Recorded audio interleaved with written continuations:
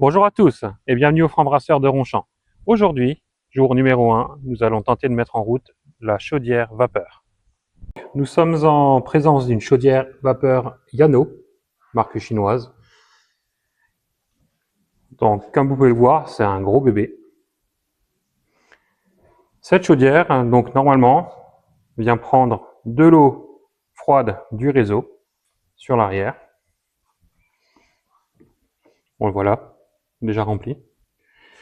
Chauffer de façon électrique, de façon à envoyer de la vapeur dans les lignes là, qui vont venir nous chauffer toute l'unité de brassage, ainsi que notre cuve d'eau chaude qui est là.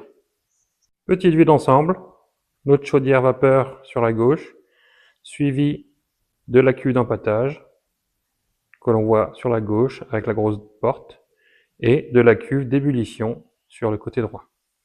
Pour l'explication du brassage en lui-même, ce sera dans une autre vidéo. Vue d'en haut, un bref aperçu avec le pupitre, avec voyant et bouton, donc la fameuse cuve d'ébullition que l'on voit là. Rapprochons-nous de la chaudière vapeur et essayons de la démarrer. Le courant a été remis, ça devrait se faire sans souci. J'appuie sur le bouton power. Ok. Bon, je commence bien, rien se passe. Le disjoncteur est activé, rien ne se passe quand j'appuie sur le bouton on. Je pense qu'il y a un de ces deux fusibles qui doit être fautif dans l'histoire. Donc je vais aller disjoncter, changer les fusibles après vérification et puis on verra ce qui se passe. Donc là, bonne nouvelle, j'ai changé un fusible qui était défectueux et immédiatement, en remettant le disjoncteur, on a un écran bleu sans aucune inscription qui vient d'apparaître. On va pouvoir essayer d'appuyer sur Power. Ah, ça c'est bien. Ça c'est moins bien. Eh ben, on n'est pas au bout de nos surprises, je crois.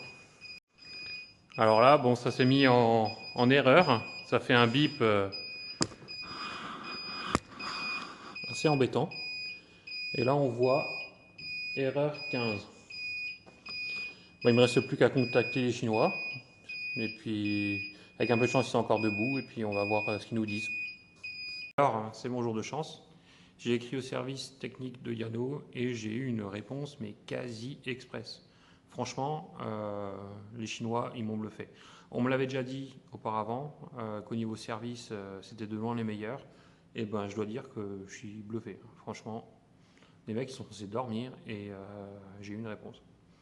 Donc, tout ça pour en venir, cette fameuse erreur E15, ça semblerait-il viendrait d'une accumulation de calcaire dans les tubes où il y a le capteur de niveau. Donc forcément, si la chaudière détecte qu'il n'y a pas assez d'eau, elle ne va pas se mettre à chauffer. Sinon, on peut imaginer ce que ça va donner, hein, on ne va pas faire des toasts. On va essayer de regarder un petit peu et de comprendre comment ça fait en off. Et puis on se revoit quand j'ai une solution. A plus. Il semblerait que j'ai trouvé. Donc apparemment, il faudrait démonter la plaque de ce côté-là. Donc on va prendre une clé de 10 et puis on va enlever les 4 boulons afin de voir ce qui se passe.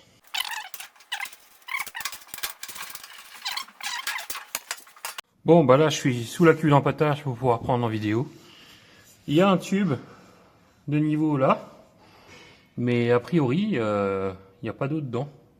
Donc est-ce qu'il s'agirait juste, comment dire, est-ce qu'il s'agirait juste d'une des deux vannes là ou là? J'en ai aucune idée. On va essayer puis on va bien voir ce qui se passe. Non, ça tourne vide. Non. Non, bon bah ça n'a pas l'air d'être ça. Après l'eau arrive là. Non, je raconte une bêtise, ça va vapeur ça de là. Bon bah j'ai peut-être trouvé en off, hein. Je suis désolé. Il y a un tuyau avec une vanne qui est là. Il n'y avait rien qui coulait quand j'ai démarré. Et donc j'ai trouvé un petit flexible, un petit curton Donc j'ai essayé de le rentrer et là, bizarrement, il y a de la merde qui a coulé et de l'eau. C'est déjà plutôt bon signe, ça veut dire qu'il y avait un espèce de bouchon quelque part. Et bah, je crois que je vais être bon pour demander tout ce merdier. Alors, paraît-il qu'il faut nettoyer comme ça.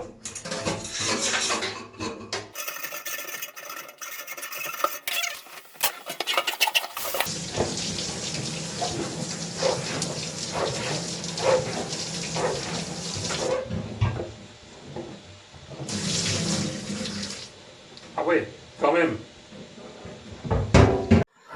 Bon, la fin de journée approche. Elle m'a donné du fil à retordre.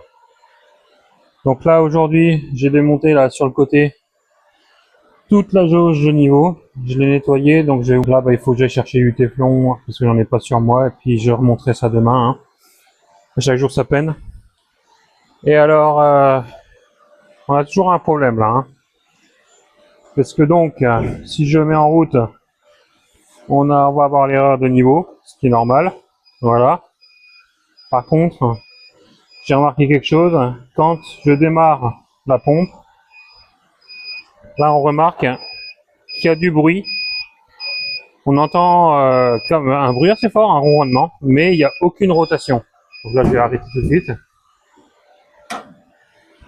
Donc je suppose que là, dans ce boîtier, il y a un condensateur qui doit être claqué. Et du coup, on n'a pas l'ampérage de démarrage. Donc ce que je vais faire, je vais prendre la tournevis. Et puis on va découvrir ça ensemble. Le courant est coupé. La machine est en sécurité. Donc là, on va pouvoir terminer de dévisser la boîte de jonction du moteur, pompe.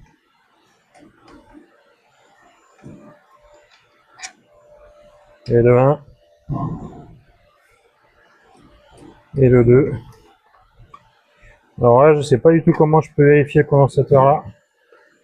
Mais bon, c'est la seule justification plausible que je vois. Donc on voit le condensateur. Oh purée. Bah oui. Bon voilà, ça me paraît clair. Hein. Pas besoin de le tester.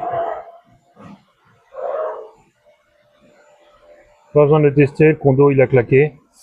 Donc bah ça va être vite vu. Hein. On va en racheter un et puis ça va repartir. Hein. Il n'y a pas de raison. Bon, moi je suis content, hein. Même si à la fin de cette journée 1, au final ça redémarre pas, mais on a quand même fait du bon boulot.